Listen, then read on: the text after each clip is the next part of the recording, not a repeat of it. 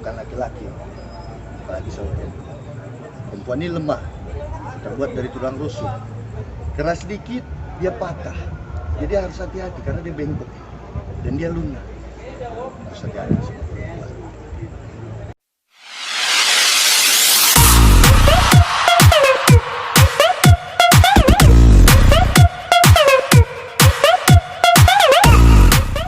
Tiga bawang dulu ya. Ada. Pertama saya tidak kenal sama yang namanya Riki, tapi tahu. Siapa sih yang nggak tahu orang yang naik dari nama istrinya? Ya nggak? Semua orang pasti tahu. Tahu itulah. Pernah lihat dia juga di lokasi syuting, kita berdekatan waktu itu. Dan kalau mengenai kasus KDRT yang terjadi, yang saya tahu, yang saya pelajari ya, dan saya juga masih belajar bahwa tugas seorang laki-laki itu qawwam 'alan nisa, yaitu pembimbing, pengayom, pengarah dan pelindung bagi perempuan. Kalau sudah KDRT berarti dia tidak menjalankan tugasnya sebagai laki-laki. Bisa dibilang juga mungkin bukan laki-laki, apalagi seorang perempuan. Perempuan ini lemah, terbuat dari tulang rusuk. Keras sedikit dia patah. Jadi harus hati-hati karena dia bengkok dan dia lunak. Harus hati-hati sama perempuan. Yang kedua juga kita bahas perempuan juga, tidak hanya laki-laki. Perempuan adalah hafizah tidak baik di Al-Quran, memelihara diri ketika suaminya sakit.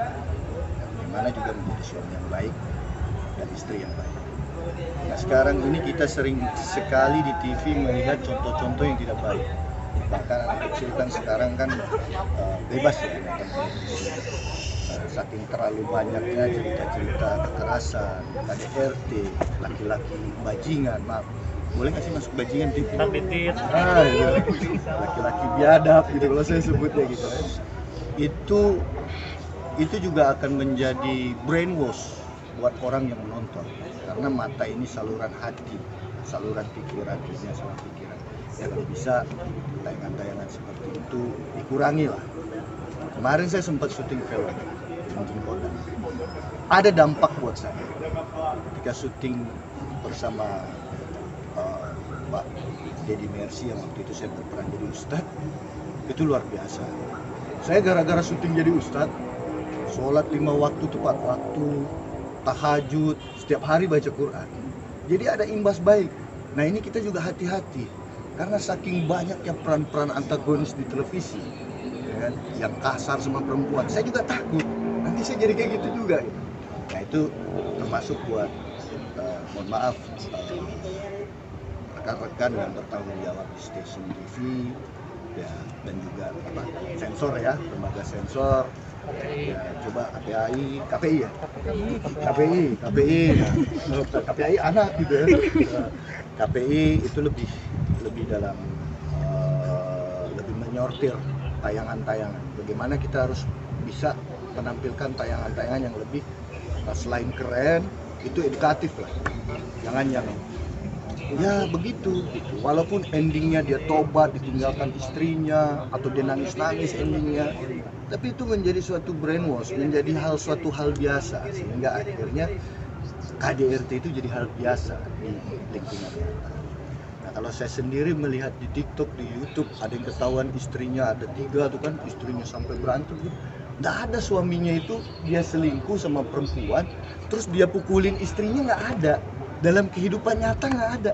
Pasti manut, pasti takut sama istrinya. Karena apa? Karena didasari atas hormat kepada perempuan, hormat pada istri. Siapa yang menghormati istrinya, anak perempuannya, berarti dia menghormati ibunya. Orang yang tidak menghormati ibunya, dia tidak akan menghormati ibunya.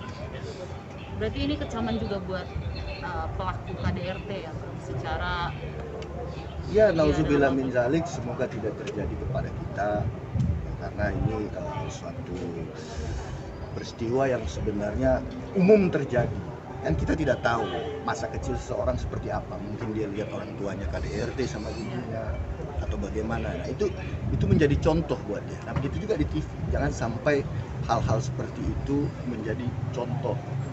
Kalau kata Pak Menko Polhukam, ya kan, ada hal-hal sensitif yang tidak boleh dibahas gitu kan. Nah itu sama istilahnya seperti itu. Bang Boy sendiri setuju nggak kalau misalnya public figure yang melakukan KDRT diboikot dari TV, tidak boleh tampil lagi? Saya setuju.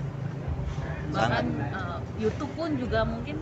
Nah, kalau YouTube ya tergantung dari YouTube-nya ya. Saya nggak tahu bagaimana regulasi YouTube di Indonesia ataupun di dunia karena saya bukan YouTuber gitu kan.